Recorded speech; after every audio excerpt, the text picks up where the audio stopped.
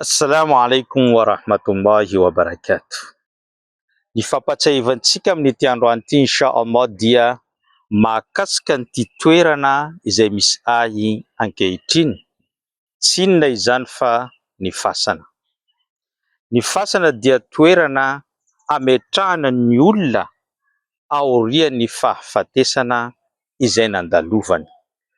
Ary ny fasana no toerana ipetrahana ela indrindra aorian'ny fahafatesana mialohan'ny hitsanganana amin'ny maty ka hiatrehana ny Tompo Allah sy ny fitsarana izay ataony ka na any amin'ny paradisa na any amin'ny afobe no misy antsika. Ny fahafatesana ripiny Islam dia haqiqatun muttafaqun alayhi. Io dia zavatra marina tsy maintsy andalovan'ny zanak'olombelona ary no eken'izao tontolo izao fa tsy maintsy andalovan'ny zava-mananaina rehetra. Wal maut ka'sun kullu nas sharibu.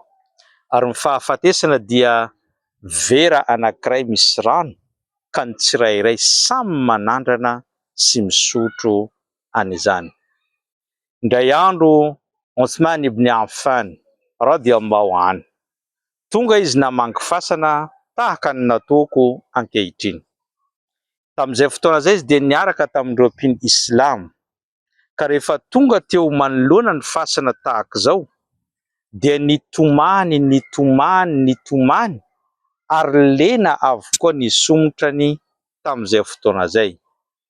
Gaga ireo mpino Islam nanontany azy: "Ry Amirul Mu'minin, maro izy ireo ny andeha teny masina izay eninao hatrizay, maro ny fampatsiahivana eninao hatramin'izay, ary maro ireo verset coranika izay nivakianao na amin'ny soala na ivelan'ny soala, fa mbola tsy nitomany tahaka izao ka nandena ny somotrao izahay.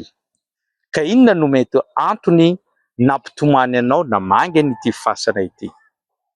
Namaly Uthman ibn Affan ka niteny manao hoe: indray andro izy zany nandrehan'ny mpaminany sallallahu alayhi wa sallam niteny manao hoe: ny fasana dia awwal manzilun fi manazilil akhirah. Ny fasana dia toerana voalohany na trano fonenana voalohany amin'ireo fonenana maro any ankoatra. Ka izay olona avotra afaka tamin'izany fasana izany dia avotra manoloana ny fiainana sy ny fahasahiranana any ankoatra. Fa raha ohatra kosa ianao ato am-pasana sahirana na ihany koa tsy nahazo fahombiazana dia manomboka eo ihany koa ny fijaliana izay mety mahazo anao mandra-pahatonga ny andro farany sy hitsangananao amin'izany maty izany.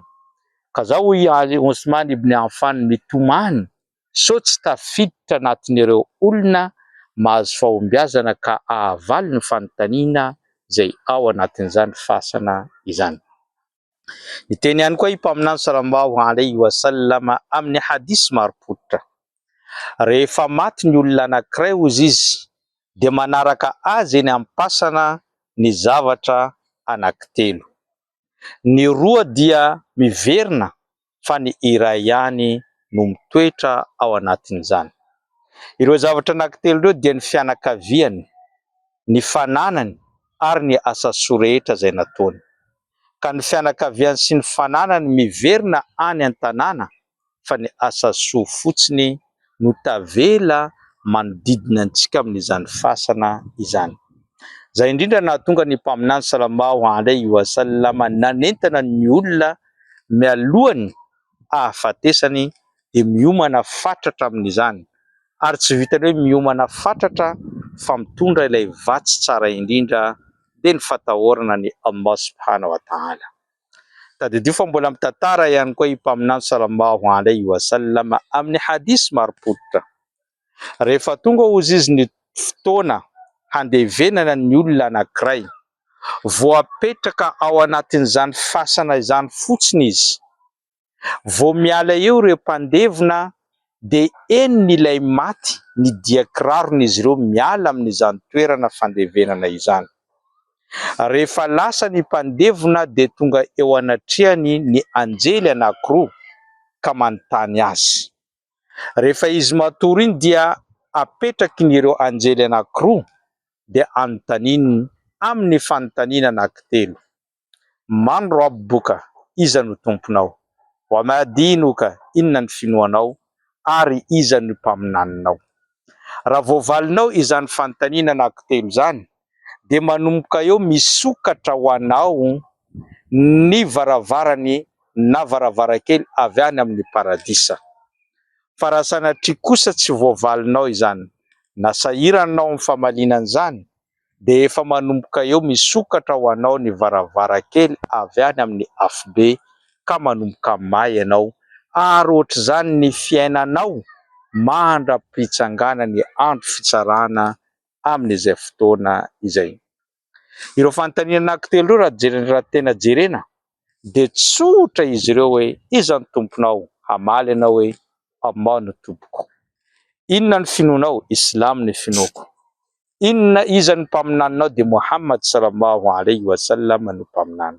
Saingy tadidio mora tenenina izany, fa rehefa tonga io fotoana io ka raha tsy niainanao teto ambony tany izany valim-panontaniana zany de tsy vitan'ny vavanao ny hamaly azy amin'ny andro farany. Raha tsy nanompo any Allah anao de tsy havita hamaly mihitsy ao am-pasana hoe Allah no tomponao. Raha ohatra ka sady nanompo any Allah anao na nampikambana azy amin'ny zavatra hafa na nanompo sampy de tsy vitan'ny vavanao ny hamoaka an'izany, satria hiady mafy ny fananao hoe iza tokoa moa no tompoiko tetỳ ambony tany, Allah ve sa le sampy? Tahaka an'izany ihany koa ny finoana. Mety tenanao tsotra mamaly an'izany hoe Islam ny finoako. Saingy raha ohatra ka tonga ny fetin'ny Silamo anao mifety, tonga ny fetin'ireo olona tsy Silamo anao mifety, rehefa tonga fanontaniana ao am-pasana inona no havalinao? Silamo ve sa tsy Silamo? Satria tsy fantatrao manavaka n'izany amin'izay fotoana zay. Ary tahaka an'izany ihany koa rehefa fanontaniana izay mpaminaninao, mety tenanao mora izany Muhammad no mpaminana. Saingy raha tsy nanaraka ny sorodalina zay napetrany ary tsy nanaraka an'ireo toromarika zay napetrany de tsy ho voavalinao hoe i Muhammad sallallahu alaihi wasallama no mpaminaninao. Noho izany repiny Islam amin'ity toerana ty mampatahotra ary afatra ho antsika rehetra amaranina an'izany fandaharana zany. Tadidio fa na ela na oaingana de tsy maintsy ato no itoerantsika. Tadidio ihany koa repiny Islam, na lava tahaka ny ahoana ny androm-piainanao fa tsy maintsy ato ny hafaranao. Ary ty no toerana hijanonao ela indrindra mialoha ny hitsanganana amin'ny faty. Ka ho antsika rehetra mila omanina izany, satria ny faty de tsy maintsy andalo eo amintsika. Allah subhanahu wa ta'ala miteny ao anatin'ny Qur'an manao hoe wattaqu yawman turja'una fihi ila Allah. Ary atahoranareo ilay andro hiverenanareo any amin'ny Allah. Aiza ny andro oviana izany? Dia amin'ny andro hafatesantsika ary hidirantsika ato anatin'izany fasana izany. Ka mangataka amin'ny Allah, eto antsika ampasana, hangataka doa ho an'ireto matintsika reto. Ary hangataka doa ihany koa ho amin'ny maty ny Islam rehetra maneran-tany. Ka andao tsika hiaraka hampiakatra ny tany naka hiteny manao hoe Allahumma ighfir lahum warhamhum wa afihim wa'fu anhum wa akrim nuzlahum wa wasi' mudkhalahum waghsilhum bil ma'i wal thalji wal barad wa naqqihim min al khataya wal dhunub kama yunaqqa ath-thawb al abyad min ad-danas. Allahumma adkhilhum al jannah, Allahumma ba'idhum 'anil nar, Allahumma ij'al qabrahum rawdatan min riyadil jannah wa la taj'al qabrahum hufratan min hufarin niran. Allahumma amin, Allahumma amin. Wassalamu alaikum warahmatullahi wabarakatuh.